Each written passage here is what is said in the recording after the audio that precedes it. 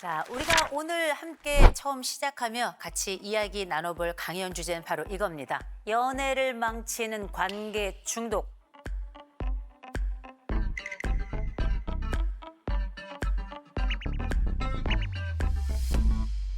이 관계 중독의 제일 중요한 핵심엔 뭐가 있냐면 정서적 의존이 있습니다. 그 안쪽에 들어가서 그로부터 헤어나올 수 없다. 또 하나, 감정 집착이 있어요. 이 사람으로부터 나는 떨어질 수 없어. 떨어지는 순간 내 안에는 불안이 엄습해. 그래서 관계 중독은 폭력성하고도 굉장히 연결돼 있다. 그래서 우리가 흔히 말하는 데이트 폭력 있죠. 이런 것들은 대개 관계 중독으로부터 비롯되는 경우들도 상당히 있다라고 먼저 좀 말씀을 드립니다. 근데 우리가 생각해 보면 관계 중독이 좀 뭔지 알면 조금 더 수월하겠죠. 근데 제가 그래서 여러분들께 좀 여쭤보겠습니다. 혹시 나는 사랑을 좀 해봤다. 사랑해봤다? 여기는 뭐 사랑 사막이에요? 사랑 사막. 근데 여러분 사막에서도 전갈도 사랑합니다. 심지어 선인장도 사랑을 해요. 인간도 다 사랑하죠. 근데 이 사랑 중엔 우리가 알고 있는 첫사랑, 우리가 알고 있는 끝사랑 말고도 가짜 사랑도 있고 진짜 사랑도 있죠. 우리가 알고 있는 진짜 사랑이야말로 우리가 꿈꾸는 사랑일 거고 대신 가짜 사랑을 우리가 상대적으로 관계 중독이다 이렇게 이해하시면 훨씬 더 좋을 것 같아요. 그러면 어떤 게 가짜 사랑이냐? 가짜 사랑의 핵심은 딱 하나입니다. 그 사랑 속에 나는 빠져 있다는 거예요. 그 사람만 존재해.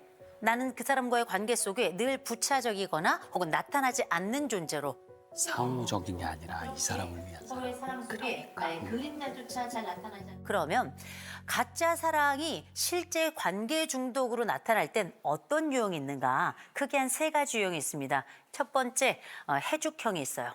헤어지면 죽어요. 해죽형. 두 번째 돈의 살. 도와줘야 내가 살아요. 그 사람 도와줘야 내가 산다니까요. 돈의 살형이 있고요. 세 번째, 사모살. 사랑 없인 난 못 살아요. 이런 세 가지 형태가 있는데 첫 번째 있는 헤어지면 죽어요. 해죽형이라고 말씀드렸죠. 이건 일명 우리가 많이 말하는 불안의 착입니다. 이 사람이 떠날까 봐 쩔쩔매요. 이 사람이 떠나지만 않는다면 난 뭐든지 할 수 있어. 이 사람이 떠나면 나는 아무것도 아닌 존재가 돼. 그래서 이 사람이 존재해야지만 내가 존재하기 때문에 버림에 대한 얘기가 한마디만 나와도 어떻게든 매달립니다. 이게 바로 헤어지면 죽어요 형이에요. 제가 좋아하는 영화가 있습니다. 혐오스러운 마츠코의 일생이라고 하는 영화가 있는데요. 일본 영화예요. 주인공은 마츠코입니다. 이 마츠코는 동거를 시작하죠. 이 남자가 동거를 시작하자마자 때리기 시작합니다. 그런데 매번 마츠코는 그 남자가 오기를 기다려요. 어머. 그러나 돌아와서 조금만 못마땅한 게 있으면 이 남자는 다시 폭력을 행사하죠. 이때 마츠코가 했던 얘기가 있습니다. 맞아도 괜찮아. 버려지는 것보단 나아. 우리가 이 헤어지면 죽어요 형이라고 하는 것이 병리적인 관계 속으로 이미 들어가 버리는 거죠. 그럼 이 사랑은 진짜 사랑일까? 아니라는 거죠. 두 번째 유형이 있습니다.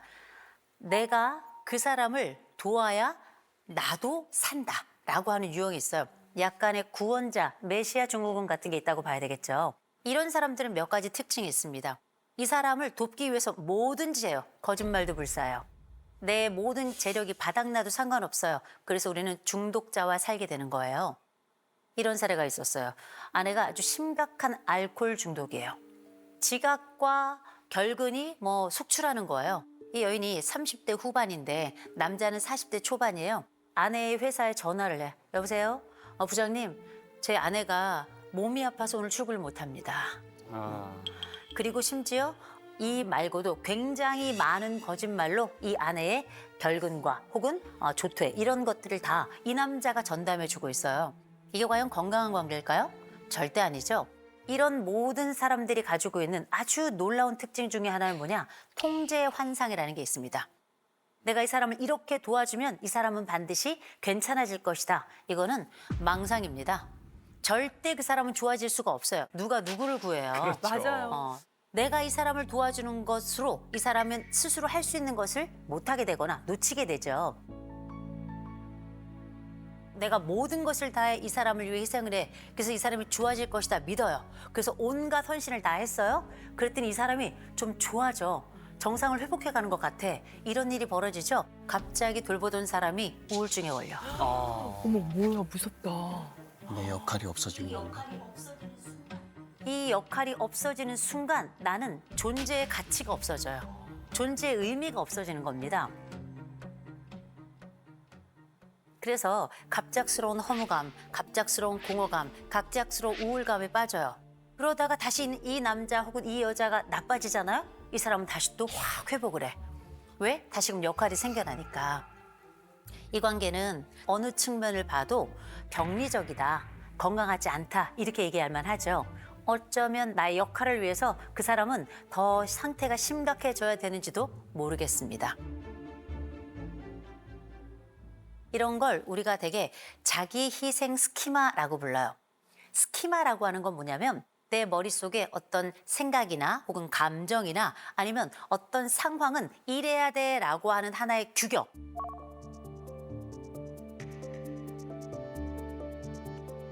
그래서 이 규격과 틀 안에서 우리는 생각해요. 그래서 이를테면 이런 거죠. 강아지가 예쁘다 생각하는 분들은 다른 강아지도 선뜻 만져요. 고양이가 무서워하는 사람은 다른 고양이도 절대 만지지 않습니다. 스키마가 있어서예요. 내 머릿속에 강아지는 귀여운, 안전한, 고양이는 무서운, 두려운 이런 구조가 딱 짜있기 때문에 그 구조에 맞춰서 우리는 생각하고 행동하고 말하는 거거든요. 자, 제가 이야기 하나 해드릴게요. 너무 예쁜 분이 상담을 왔어요. 이 여인 옆에 한 남자가 같이 들어왔습니다. 이 남자는 이 여인보다 키도 작아. 인물도 없고요. 배도 불룩 나왔어요. 이 여인이 이 남자랑 동거를 하고 있거든요. 어떻게 살아가고 있냐면 이 남자가 맨날 때려요. 때리는 것도 때리는 거지만 이 여자가 이제 유튜브도 하고 해가지고 돈을 벌어와요. 돈을 벌어오면 이 번 돈으로 이 남자가 놀고 먹어요. 이 여인이 예쁘잖아요. 세련됐잖아요. 정말 성놀이개처럼 성관계를 해요. 그럼 우리 같으면 어떻게 해? 나는 도망가잖아요. 도망가야죠. 우리 같으면 그렇게 살 수 없잖아요. 근데 이 여인이 뭐라 그런 줄 아세요? 이런 남자 없대요. 왜? 이런 남자 없대요. 응? 자기와 살아주는 이런 남자 없다는 거예요. 납득이 안 돼요. 가스라이트겠나 보다. 그러니까. 그 얘기 딱 끝나자마자 이 남자가 저를 딱 쳐다보면서 이 여자 보세요. 나니까 사는 거예요. 어머머머머머. 이 여자 봐요. 이 형편없는 여자 보세요. 이 여자 어떤 여자인 줄 아세요? 지 손 하나 제대로 깨끗이 못 닦는 여자예요. 이게 무슨 말씀인가 했어요. 그랬더니 이 남자가 이 여자가 손을 씻고 오잖아요. 검사를 해. 다른 거 검사 안 해. 딱 손만 검사해요. 깨끗이 씻었나 안 씻었나. 여인이 33살이에요. 이 남자가 이 여자를 나무래. 더럽다. 지저분하다. 형편없다. 그리고 나서 경우에 따라서 폭력이 발생하기도 해요. 아니 왜 살아? 이런 남자랑 왜 살아? 어이가 없죠. 이 여인은 성장하면서 무슨 일이 있었냐면 이 엄마가 이 딸을 정말 쥐잡듯이 했어요.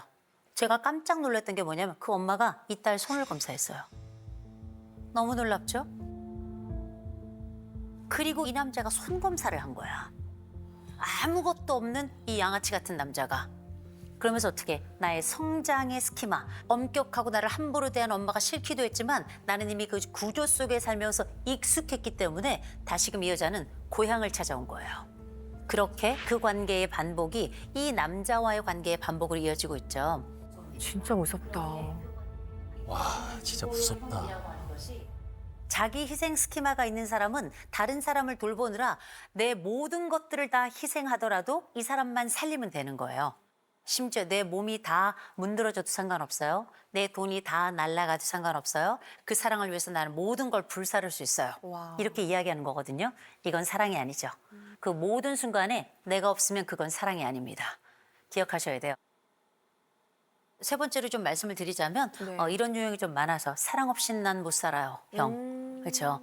우리가 사랑이 없으면 어떨까? 내가 사랑받지 못하면 어떨까? 예를 들어서 두 분 결혼하셨잖아요. 네네, 네. 근데 사람마다 네.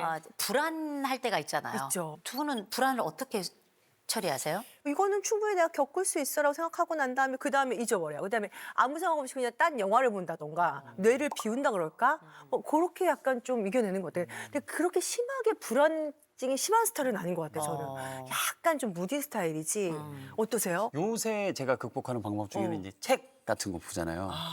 그래, 사실 이런 정도의 좌절과 불안은 나를 성장시키는 거야. 무너뜨릴 수 없어. 성장시키는 거야. 그런 거를 이제 자꾸 되뇌이면서 그래, 뭐 별거 아닐 거야.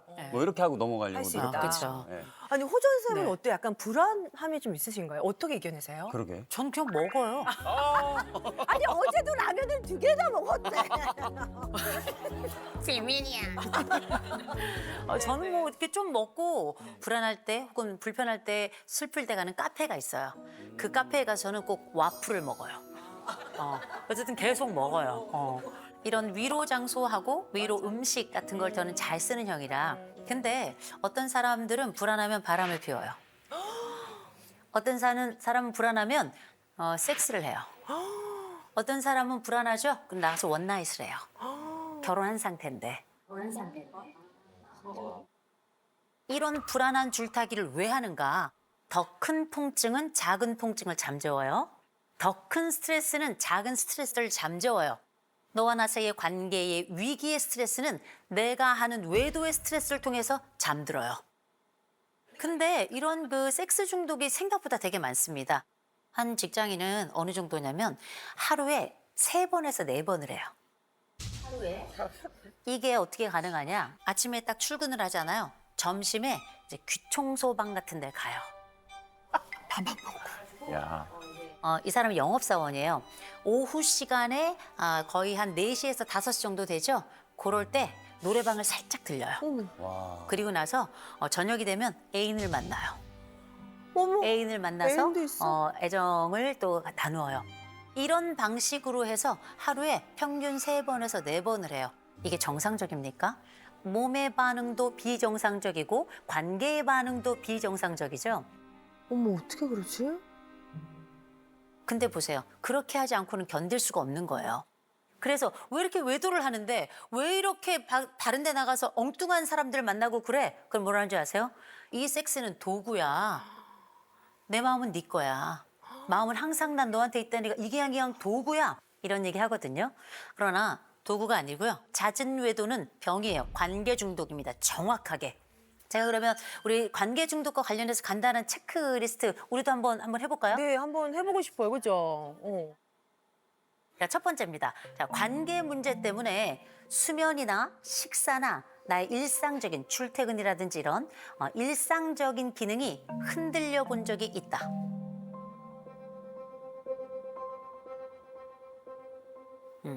두 번째, 같은 패턴의 집착. 내가 이 사람 만나서도 똑같이 그렇게 되더니 또 다른 사람 만났는데 또 그래. 이런 특정한 관계 패턴이 자꾸 반복된다. 세 번째, 관계를 끊어야 된다는 걸 머리로는 아는데 몸이 말을 안 듣는다. 또 하나, 극단적인 위협. 너 떠나면 나 죽는다. 이런 말이 자꾸 나온다. 혹은 들었다. 마지막, 상대가 분명히 폭력적이고 착취적인데 그래도 그 사람이 나를 사랑하잖아. 이런 생각이 맴돈다. 하나나 2개만 돼도 문제가 있어요. 그런데 이게 3개가 넘어갔다? 전 잊지 마시고 반드시 상담 받아보시라. 이럴 때는 상담을 조금 받아서 건강한 대상을 내 스스로 이렇게 하나의 스키마로 다시 설정을 해야 돼요. 그리고 누군가를 새롭게 만나는 동안에도 이게 나쁜 관계로 흘러가지 않도록 상담자의 도움을 받으면서 조율을 받으며 그렇게 사랑을 시작하면 훨씬 더 안정적일 겁니다. 제가 진짜 요즘 정말 요새 2030의 마음에 안 드는 얘기를 들어요. 자기는 나쁜 남자를 좋아한대요. 미친 거예요. 나도 그랬어 20살 때. 제정신이 맞아. 아니에요. 맞아 구원해줄 수 있을 것 같아. 나쁜 남자? 어떻게 당해봐야 알겠어? 아무것도 남는 것 없이 버려져야 그렇게 인생이 소진돼야 그제서야 정신 차릴래요? 그거 왜 그런 줄 아세요? 한 번도 건강한 사람을 찾는 방법을 배워본 적이 없어서 그래요. 맞아. 그래서 내 스스로도 한번 생각해 봐야 됩니다. 나는 어느 지점에서 빠져나올 수 없을 정도로 매몰되어 있는가. 그리고 날 완전히 상실한 상황에 그 사랑에 혹시 내가 들어가 있는 건 아닌가. 그렇다면 자르기 하셔야 돼요. 자르기. 이 사랑이 진짜가 아니다고 생각이 드죠? 자르기 시작하셔야 됩니다. 우리가 사랑하면서 관계 중독에서 멀어지고 동시에 나를 보호하면서 참된 사랑을 시작하는 바로 그 지름길이 되지 않을까 싶습니다.